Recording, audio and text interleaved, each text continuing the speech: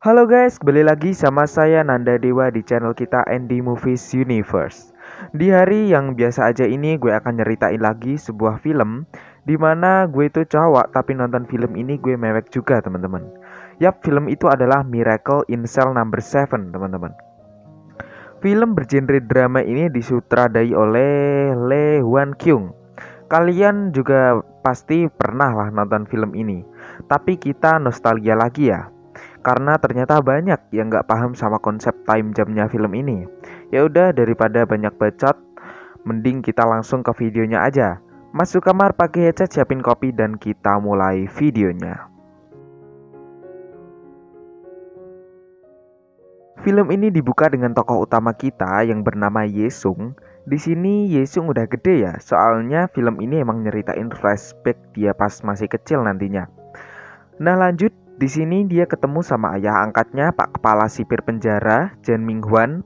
Setelah ketemu bapaknya, dia ke tempat temen-temen bapaknya, Kang Man Byom, Shin Byok Sik, dan lain-lain. Lalu Shin berpindah ke tempat persidangan. Nah, ternyata Yesung dewasa ini udah jadi jaksa cuy. Dan dia di sini membuka kembali kasus ayahnya dulu yang dihukum mati padahal nggak bersalah. Pokoknya nanti kalian simak deh sampai habis videonya biar paham alur ceritanya. Lalu kita flashback ke masa lalu Yesung. Di sini kita diperkenalkan dengan ayahnya, Lee Yonggu. Ayah Yesung ini punya keterbelakangan mental gitu guys. Pokoknya lah, kalian juga pasti ngerti. Tapi gue salut banget, walaupun dia manusia kurang beruntung, tapi dia tuh berusaha banget gitu nyenengin Yesung. Pokoknya segalanya cuma buat Yesung gitu deh pokoknya. Yesung ini ngefans banget sama Sailor Moon. Nah, dia itu pengen beli tas Sailor Moon di toko gitu. Tapi udah keduluan dibeli sama anak komisaris jenderal polisi. Karena ya agak memaksa gitu, ayah Yesung dipukulin Pak Kepala Komisaris itu. Nah, besok paginya waktu istirahat kerja, ayah Yesung ketemu sama anak komisaris tadi. Terus anak itu bilang ada yang jual tas Sailor Moon di tempat lain. Tapi itu malah jadi awal masalah bermula. Anak kepala komisaris kepleset genangan air yang udah jadi es karena di Korea sana emang pas itu dingin banget guys. Terus jatuh ketimpa batu bata, dia pun tewas. Nah, ayah Yesung ini berusaha ngasih pertolongan pertama, tapi orang-orang yang ngeliat ya orang itu salah paham. Dikira ayah Yesung itu memerkosa dan membunuh si anak komisaris tadi. Ayah Yesung pun ditangkap dan disuruh ngereka ulang kejadian. Tapi di situ polisi dan penyidiknya jahat.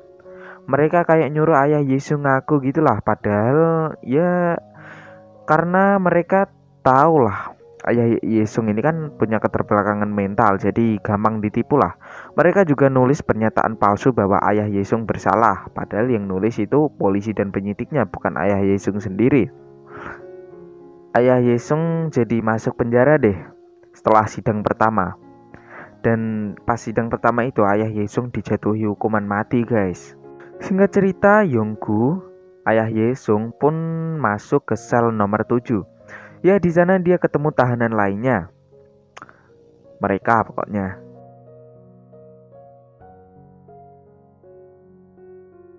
Karena mereka salah paham dengan kasus Yonggu, mereka pun memukuli Yonggu. Singkat cerita, Yonggu menyelamatkan bos tahanan di sel itu, sehingga bos tahanan itu mulai respect pada Yonggu. Nah, si bos ini punya kerjaan jadi penyelundup ya, gengs.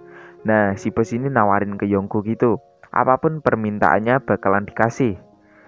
Yonggu minta Yesung deh, karena ya taulah Yonggu ini sayang banget sama Yesung dan pengen ketemu. Nah, Yesung beneran dicari sama si bos. Diselundupin deh Yesung ke dalam sel. Bangke emang. Mana pakai kardus lagi. Nah, di sini pertemuan ayah dan anak pun terjadi. Terharu gue liatnya, tapi karena sebuah insiden Yesung harus dipulangkan. Tapi bisnya malah udah berangkat, jadi Yesung terpaksa nginep deh. Setelah 2 hari nginep, Yesung pun terciduk juga deh sama kepala sipir. Yesung pun dipulangkan ke panti asuhan dan Yonggu dikurung di ruangan pengasingan. Nah, tiba-tiba penjara terjadi kebakaran yang disebabkan oleh salah satu tahanan yang meminta dipertemukan dengan ayahnya. Ya karena cemburu di penjara itu ada anak kecil yang diselundupkan. Karena berusaha menolong, kepala sipir malah terjebak di dalam ruangan yang terbakar. Yonggu yang berada di sana kebingungan dan akhirnya memutuskan untuk menolong mereka. Mereka pun selamat. Nah, di sini kepala sipir mulai respect sama si Yonggu. Ya, dia mikir apa bener sih si Yonggu ini yang polos ini bisa sampai nyulik dan bunuh gadis kecil, sedangkan dia aja sayang banget sama anaknya. Kepala sipir pun mulai mencari tahu apa yang sebenarnya terjadi. Singkat cerita, Yesung mengajak gurunya untuk menemui ayahnya. Di sini pertemuan ayah dan anak pun terjadi kembali. Senyum polos dari Yesung yang sangat rindu pada ayahnya pun lumayan terpuaskan di sini. Tapi karena waktu berkunjung habis, mereka kembali dipisahkan. Tapi semenjak waktu itu, kepala sipir mengizinkan Yesung untuk kesel ayahnya. Di sini ngangkak banget deh pokoknya. Mulai dari si bos yang ternyata gak bisa baca, sampai diajari Yesung membaca loh. Bongsun yang dipinjemi HP oleh Yesung buat nelpon istrinya yang lagi lahiran, ditinggal pula. Ngakak deh pokoknya, kalian harus lihat sendiri filmnya. Nanti linknya saya taruh di deskripsi. Singkat cerita, teman-teman Yonggu pun ingin tahu apa yang sebenarnya terjadi.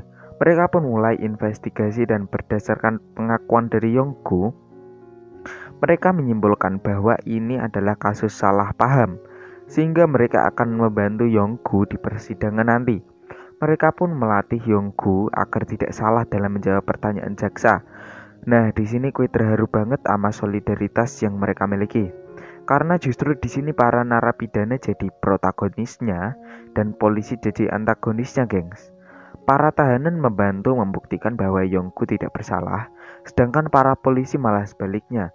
Bahkan pengacara yang seharusnya membantu Yonggu malah menyuruh Yonggu menyerah dan mengakui tindakan yang tidak ia lakukan. Bahkan dia malah berusaha ngilangin bukti. Kayaknya penyidik sama pengacara udah dibayar deh sama kepala komisaris. Singkat cerita, persidangan pun dimulai. Semuanya hadir di sini termasuk Yesung. Tapi ketika Yonggu ditanya apakah dia membunuh putri komisaris, ia bingung dan diam. Kenapa? Karena ia sebelumnya diancam oleh kepala komisaris sendiri agar ia menerima hukumannya atau Yesung akan dibunuh. Akhirnya Yonggu pun tak punya pilihan lain sehingga dia harus mengakui tindakan yang tidak ia lakukan. Kepala sipir saja sampai marah ke Yonggu, tapi ya apa boleh buat, yang kaya tetaplah menang di sini. Teman satu sel Yonggu pun semuanya mengetahui bahwa Yonggu akan dihukum mati, dan mereka tidak mungkinlah membiarkan begitu saja, sehingga mereka merencanakan pelarian untuk Yonggu dan Yesung. Mereka juga mengajak seluruh tahanan untuk berpartisipasi. Kuat banget sih solidaritasnya, gue hampir terharu anjir. Dibuatlah sebuah acara bernyanyi gitu, terus setelah keluar, yang ternyata sudah ada balon terbang yang mereka buat sebelumnya ya. Yonggu dan Yesung pun terbang, tapi tali pengikatnya malah nyangkut sehingga mereka hanya ngambang gitu di atas tembok. Tapi ternyata itulah yang membuat Yesung dan ayahnya bahagia saat momen-momen terakhir mereka dapat bersama. Singkat cerita, hari eksekusi pun tiba, berbarengan dengan ulang tahun Yesung yang dirayakan di sel nomor 7 tadi. Memang gak mewah sih gengs, bisa kalian lihat sendiri kayak apa kan. Tapi dari itu semua bisa kita ambil hikmahnya. Mungkin cuma itu yang bisa diberikan Yonggu kepada anak satu-satunya yang ia sayangi sebelum eksekusi dilaksanakan.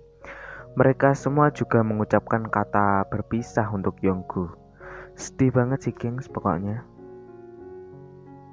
Akhirnya waktu eksekusi pun tiba.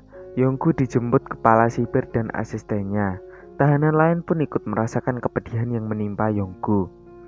Akhirnya disinilah momen paling sedihnya ketika Yesung mengucapkan selamat tinggal untuk ayahnya. Dan sampai di sini pun Yesung belum tahu ya kalau ayahnya itu akan dieksekusi. Yonggu membohongi Yesung kalau ia hanya akan pergi sebentar. Tangis dari Yonggu pun tak dapat terbendung lagi. Bayangin aja kalau kalian jadi Yonggu. kalian sayang banget sama anak kalian, tapi sebentar lagi hidup kalian bakal selesai dan gak bisa ketemu lagi sama anak kalian. Lalu scene berpindah ke masa dewasa Yesung yang sedang di persidangan. Karena bukti-bukti yang sudah dikumpulkan Yesung dan pernyataan saksi yang mengarah ke tidak bersalahnya Yonggu, hakim memutuskan untuk pembatalan hukuman mati Yonggu. Tapi mau gimana lagi, semua udah terlanjur, gak bisa diulang lagi ya. Tapi paling enggak Yesung bahagialah karena ayahnya tidak lagi dianggap penjahat. Dan Yesung juga udah punya keluarga baru, yaitu Pak Kepala Sipir dan istrinya yang ngerawat Yesung, juga teman-teman ayahnya sewaktu menjadi tahanan dulu. Dan film pun tamat dengan menampilkan senyuman bahagia dari Yesung. Sedikit baca dari gue, film ini tuh bagus banget gengs, karena bisa bikin kita ikut merasakan hal yang terjadi di filmnya. Tapi agak sedikit ada kekurangan menurut gue, yaitu konsep time jamnya di film ini tuh sering berganti-ganti sehingga agak buat bingung penontonnya. Dan juga Ibu Yesung yang tidak dijelaskan dalam film. Kalau mungkin dijelaskan, misal dijelaskan pas kematiannya, mungkin akan lebih dramatis lagi. Tapi ya selain semua itu good lah pokoknya. Ya udah segitu aja dari gue guys. Thanks for watching and see you next time.